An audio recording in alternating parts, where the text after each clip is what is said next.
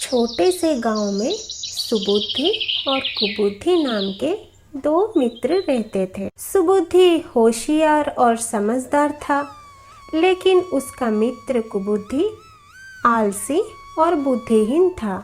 कुबुद्धि गरीब था, वह अपनी गरीबी से परेशान था। उसने सोचा, यदि मैं सुबुद्धि को नगर में जाकर धन कमाने के लिए तैयार कर लूं तो अच्छा रहेगा। बाद में उसके हिस्से का धन भी मैं चालाकी से हड़प लूंगा, फिर जिंदगी भर मज़े करूंगा। एक दिन कुबुद्धि ने कहा, मित्र सुबुद्धि, हम दोनों को धन कमाने के लिए दूसरे देश में जाना चाहिए। इससे हम बुढ़ापे के लिए धन भी जमा कर सकेंगे, साथ ही अपने बच्चों को परदेश की अच्छी अच्छी कहानियाँ भी सुना सकेंगे। सुबुद्धि को मित्र का यह सुझाव पसंद हुआ। एक अच्छा दिन देखकर दोनों मित्र धन कमाने के लिए दूर देश के एक नगर की ओर चल पड़े। नगर में जाकर थोड़ी ही दिनों में सुबुद्धि ने अपनी सूझबूझ और परिश्रम से काफी धन अर्जित कर लिया। अब वे दोनों मित्र बहुत खुश थे। एक दिन अपना सारा धन लेकर दोनों मित्र अपने गांव की ओर चल पड़े। जब गांव समीप आ गया तो कुबुद्धि ने कहा, मित्र, हमें इतना सारा धन एक साथ लेकर घर नहीं जाना चाहिए। वहाँ इसे देखकर सभी लोग जलेंगे। हम ऐसा करें कि थोड़ा सा धन लेकर घर चलें और सारा धन यही पेड़ के पास जमीन में ही गाड़ दें। ज़रूरत पड़ने पर हम यहाँ से निकालते रहेंगे। सुबुद्धि ने कहा, यह उपाय ठीक ही है। उसके बाद दोनों ने वैसा ही किया। सारा धन वही घड़े में भरकर जमीन में गाड़ दिया और थोड़ा सा धन लेकर अपने घर आ गया। एक अंधेरी रात में कुबुद्धि जंगल में गया और जमीन खोदकर सारा धन निकाल लिया। फिर घड़े को ढंग कर जैसे गड़ा था वैसे ही जमीन में गाड़ दिया। कुबुद्धि धन लेकर अपने घर आ गया। कुछ दिनों बाद वह सुबुद्धि के पास गया और बोला, मेरा घर का खर्चा अधिक है और सारा पैसा भी खर्च हो गया है, इसलिए हमें जंगल जाकर अपना बचा हुआ धन ले आना चाहिए। सुबुद्धि तैयार हो गया। दोनों मित्र ने जंगल में जाकर जमीन खोदी और घड़ा ऊपर निकाला, किंतु घड़ा तो खाली था। अब कुबुद्धि छाती पीट पीट कर रोने लगा।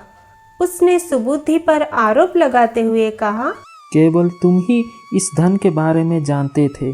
तुम ही ने ये धन गायब करके मुझे धोखा दिया है। उसमें आधा धन मेरा था। अगर तुमने मुझे मेरा हिस्से का धन नहीं लौटाया तो मैं तुम्हें कचहरी ले जाऊंगा। सुबुद्धि यह सब देख सुनकर हैरान हुआ।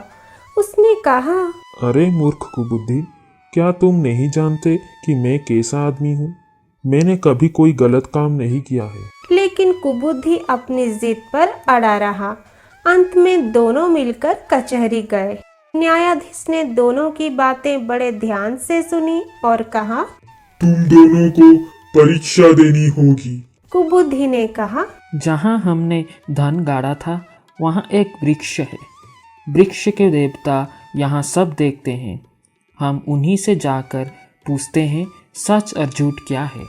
न्यायाधीश ने कहा, ठीक है, कल हम सभी जंगल चलेंगे। कुबुद्धि जल्दी से भागकर अपने पिता के पास गया और बोला, पिताजी, मैंने सुबुद्धि का धन चुराया है। अब आप ही मुझे बचा सकते हैं। कुबुद्धि के पिता ने कहा, ठीक है, लेकिन मुझे करना क्या पड़ेगा? कुबुद्धि ने कहा, उस पेड़ का तन्ना खोखला है। आप उसमें घुसकर रहना और न्यायाधीश के पूछने पर कहना सुबुद्धि ही चोर है। कुबुद्धि का पिता मान गया। वह भोर होते ही जाकर पेड़ के खोखले तने में छिप गया। अगली सुबह न्यायाधीश दोनों मित्रों को लेकर जंगल के उस वृक्ष के निकट पहुंचे। वहां पहुंचकर न्यायाधीश ने पेड़ से पूछा, चोर कौन है? पेड़ के अंदर से आवाज आई। सुबुद्धि चोर है, उसी ने धन चुराया है। जब न्यायाधीश ने यह सुना तो सुबुद्धि को सजा देने की सोचने लगा। इतनी देर में सुबुद्धि ने कुछ पत्ते और सूखी लकड़ियां ली और पेड़ के पास रखकर उसमें आग लगा दी। आग लगाते ही अंदर से चीखता हुआ कुबुद्धि का पिता बाहर आ गया और अपने बेटे की करतूत को उजागर कर दिया। कुबुद्धि को सजा हुई और सुबुद्धि को सीख मिली कि कुसंगति हमेशा घातक ही होती है।